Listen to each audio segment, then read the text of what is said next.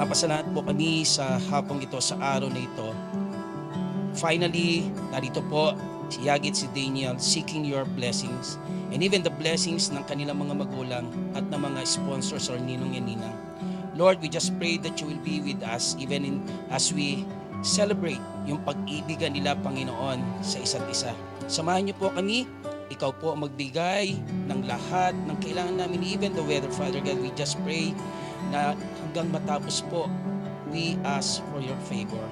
Salamat po. Samahan niyo po kami sa pangalan ni Jesus. Amen. Yes lang. Ito, panahon na lang ang iniintindi. Nawala yung kaba. Yung iba, ito na lang. Konting-konti na lang.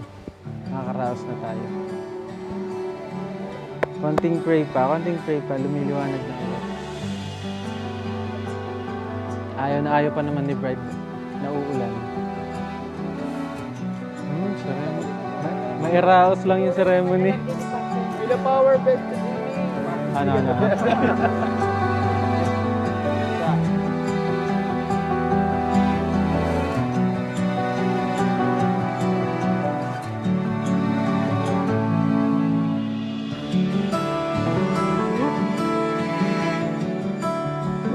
Yagi, you and I have seen how much each other have grown through the years, from grade 1 till college, from being friends to on and off lovers for almost a decade. Who would have thought we'd end up here, professing our love while facing the Lord, our families, and friends?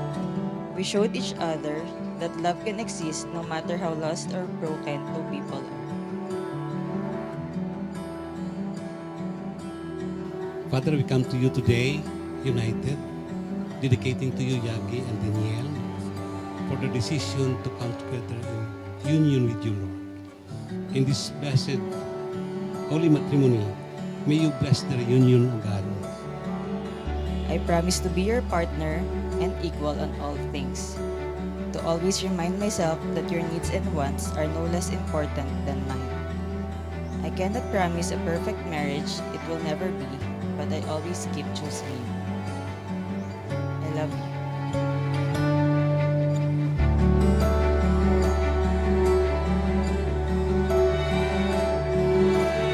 There's something about the way candles light your face and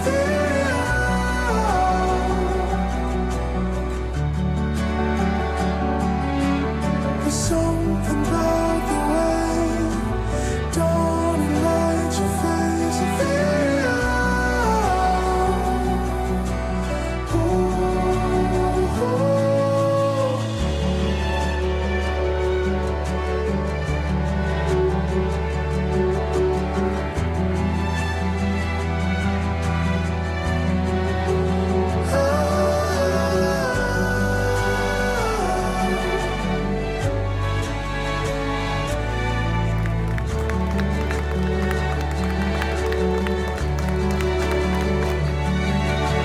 There's something about the way candles light your face and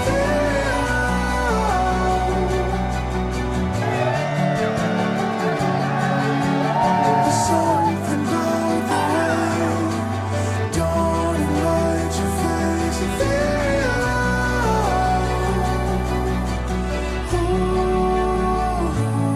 and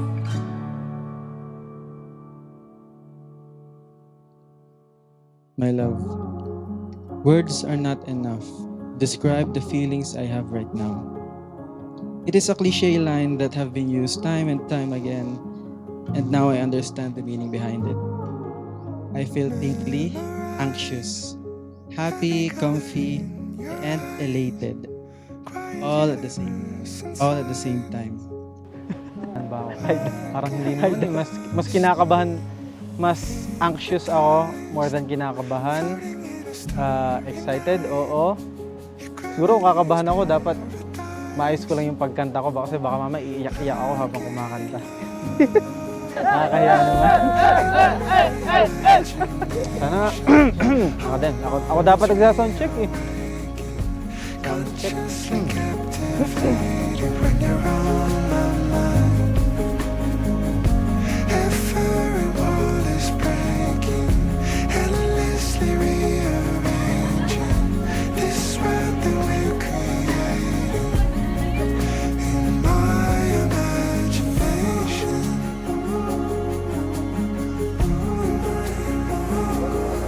Oo, tinakot lang tayo. Biruin mo yun.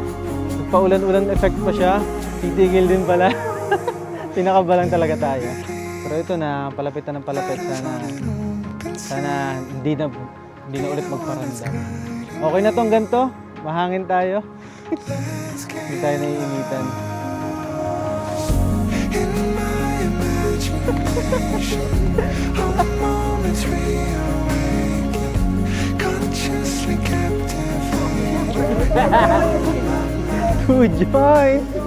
Para sa ngayon, di gandang-gandahan niya kanyang mga performance niya dahil tagal nilang pinagandaan yan eh.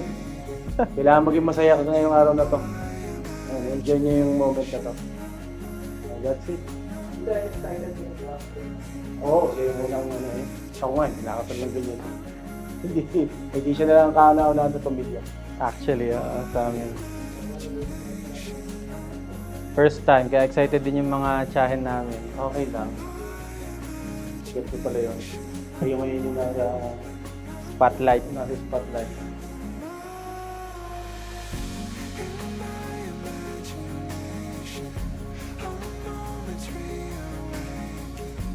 Consciously captivated when you're on my mind. So, ang message ko lang dito sa dalawang bawang kasama. Pag-guide yun lang nung sinabi ni Pastor kanina, no? Sa kanilang pagsasama, lagi nilang sasama ang God. Pag nandun siguro, kasama ng lahat eh. Nandun na yun eh, package din na yun, isang ano lang yun. Kasi wala namang sinasabi doon na sablang. Kaya, nandun syempre ang suporta namin, mga magulang, mga kamag-anak at mga kaibigan na nasa inyo. Yun lang. At binabati ko kayo.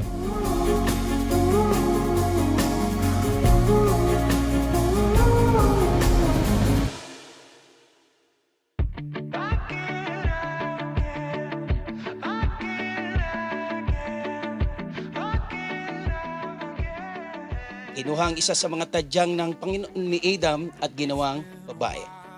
At nung magising si Adam, inilapit ng Diyos si Eva. Nasa Bible po yan. At eto na yung sinasabi ko, na may niluluto ang Panginoon doon sa loob ni Adam. Nung makita niya si Eva, sa Tagalog version, sabi po, sa wakas. Yan, gandang lalaki nitong si Yagi. Mana yata sa tatay o sa batchmate kong si Erlinda. Sino kaya? Ikaw na lang muna at naririto ka. Salamat po sa buhay na binigay niyo sa akin at buong buhay niyo po akong sinusuportahan sa lahat ng ginawa ko. Salamat po na ako'y pinalaki niyong malakas at matapang at naman po lahat ng mga pagsubok na hinarap ko. Salamat din po at binigyan niyo kami ng blessing para po tumayo dito at maging isa ngayon. Salamat po na lagi kayo nandyan sa amin at gumagabay, sumusuporta. Mami! Hi! Nandun po yung mami ko, baka nanonood sa live video. Mami, alam ko po, ginusto niyo pong nandito ngayon kasama namin. Hindi lang po tayo pinalad na makasama namin kayo, pero alam ko po, in spirit, kasama namin kayo. Mami, love na love ko kayo, alam niyo naman yun. No one out of my love, no one my love. I would choose you over and over. I would choose you over and over. Na-pressure naman ako dun sa nauna sa akin. Ang haba nung prepared speech niya. So, love is not a constant thing. It is like a wave that ebbs and flows. So, hold on to that choice. Remember this moment na pinili nyo ang isa't isa. Hindi kayo pinilit magpakasal sa isa't isa. Hindi kayo pinilit pumunta dito, umaten, imbitahin kami. So, yun, remember this moment pag nag-aaway kayo. Choice mo to eh. So, stand by it and see it through the end. Okay? So, congratulations to you, Mr. and Mrs. Happy birthday and congratulations.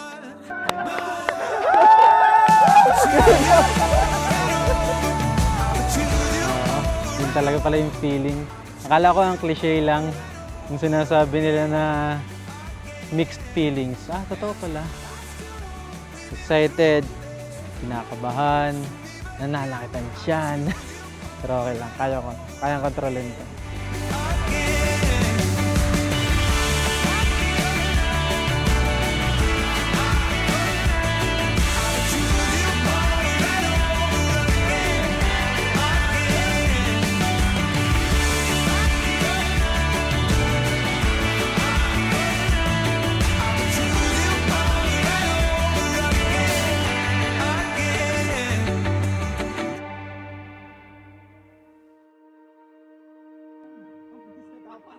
I just want to let you know na I really admire your relationship. So you started to like each other and simula no, na inikasal na kayo, napakadaming balikan at napakaraming hiwalayan at balikan na nangyayari. Pero you saw the difference of your, you saw the good and the bad sides of each other. You saw the differences of your personality. And God tested the both of you by a hard situation na parang alam nating napaka-imposibleng maayos. Pero you choose to save and fight for your relationship. The both of you choose the true happiness. And then na-realize ko, hindi pala madali yung transition nila from friends to lovers. Kasi it's a risk. And I'm so glad na when you took that risk, nag-paid off yon. People may see kasi na ngayon, sweet sila, but I've seen them in pain. I've seen them cry, I've seen them jealous, get mad, but I still think it's beautiful kasi when you don't feel those kinds of emotions, how will you know if the love is really back?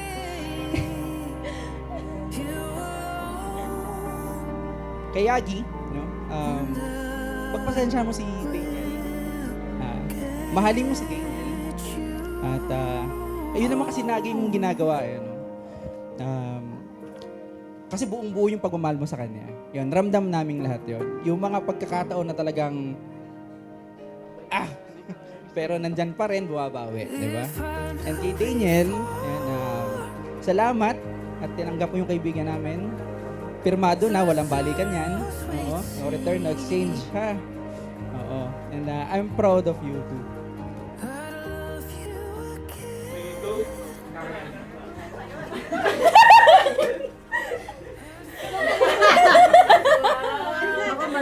Baka ma-disappoint.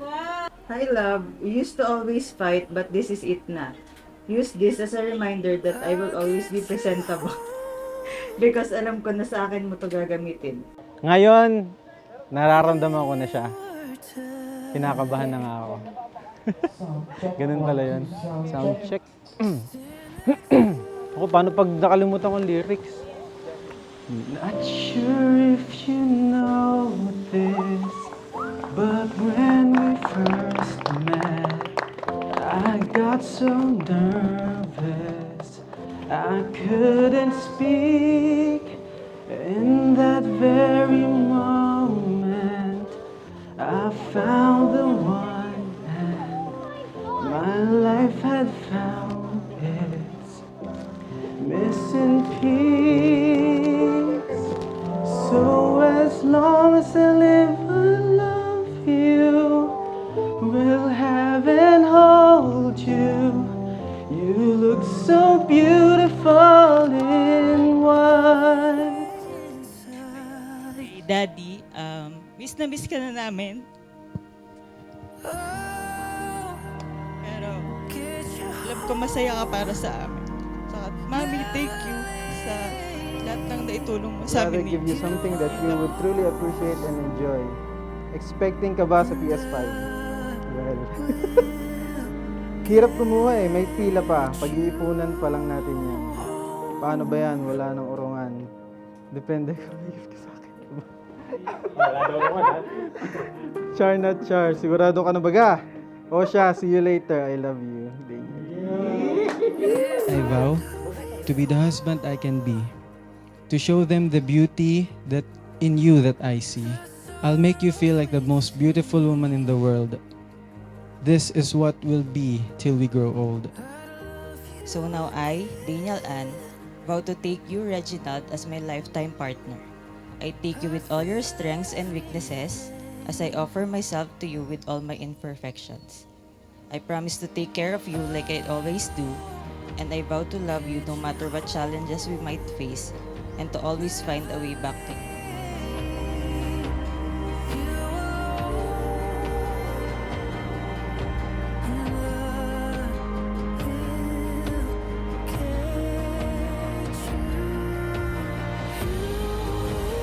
Ladies and gentlemen, brothers and sisters, it is my honor and privilege to present to you the newlyweds, Mr.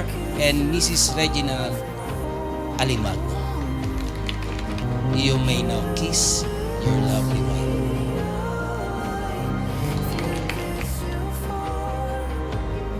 I will show you my love till my last breath. I will love you and give you everything I am to you. This is my vow, and our eternity starts now.